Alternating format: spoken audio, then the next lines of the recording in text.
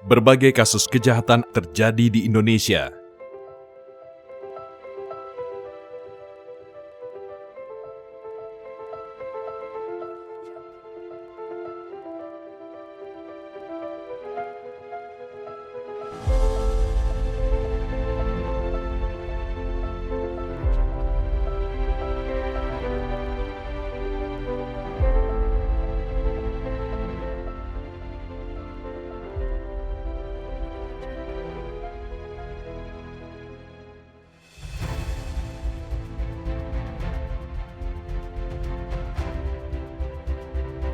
Salah satu alasan pelaku melakukan kejahatan adalah karena mereka bisa menikmati hasil kejahatannya dengan leluasa.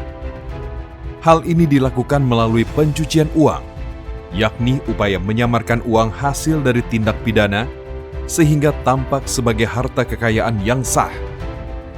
Pencucian uang biasanya diawali dengan penempatan uang hasil kejahatan ke sistem keuangan, lalu uang yang sudah masuk ke dalam sistem keuangan tersebut dipecah dan dipindahkan ke berbagai instrumen keuangan.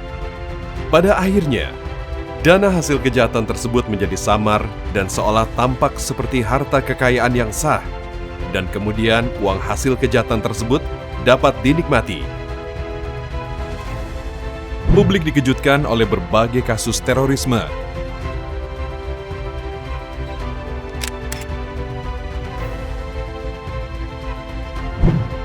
Selain itu, di dunia ini juga terdapat ancaman berupa pengembangan atau biasa disebut proliferasi senjata pemusnah massal. Kegiatan terorisme dan proliferasi senjata pemusnah massal ini dapat berlangsung karena adanya pihak-pihak yang mendanai.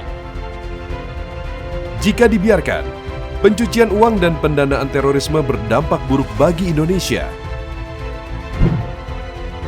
mengganggu rasa aman dan kedaulatan Negara Kesatuan Republik Indonesia, menghambat pertumbuhan perekonomian, mengganggu stabilitas dan integritas sistem keuangan Indonesia. Indonesia memiliki landasan hukum yang kuat untuk menghadapi tindak pidana pencucian uang dan tindak pidana pendanaan terorisme. Berdasarkan Undang-Undang Nomor 8 Tahun 2010 tentang pencegahan dan pemberantasan tindak pidana pencucian uang dan Undang-Undang Nomor 9 Tahun 2013 tentang pencegahan dan pemberantasan tindak pidana pendanaan terorisme, setiap pihak yang terlibat tindak pidana pencucian uang dan tindak pidana pendanaan terorisme akan dikenakan sanksi pidana dan sanksi administratif.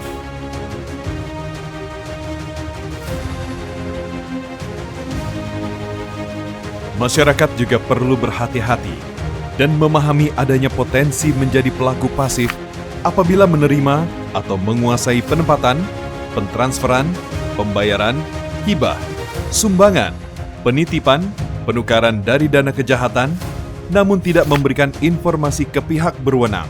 Masyarakat dapat berperan aktif dalam rezim APU PPT dengan menghindari aksi titip transaksi keuangan, menjaga identitas pribadi agar tidak disalahgunakan untuk bertransaksi oleh pihak yang tidak bertanggung jawab,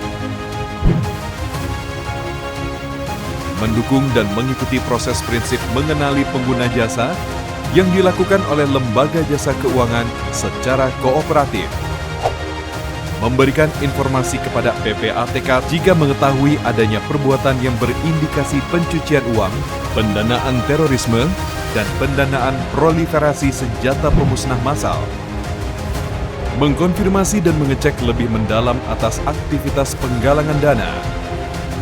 Rezim anti pencucian uang dan pencegahan pendanaan terorisme atau APU PPT Indonesia ada untuk mencegah dan memberantas tindak pidana pencucian uang, pendanaan terorisme, dan pendanaan proliferasi senjata pemusnah massal, serta untuk melindungi masyarakat. OJK sebagai lembaga pengawas dan pengatur sektor jasa keuangan terus bekerja meningkatkan efektivitas penerapan program APU PPT. Sektor jasa keuangan dan masyarakat menjadi garda terdepan yang harus selalu awas dan peduli. Mari Perkuat rezim APU PPT di Indonesia.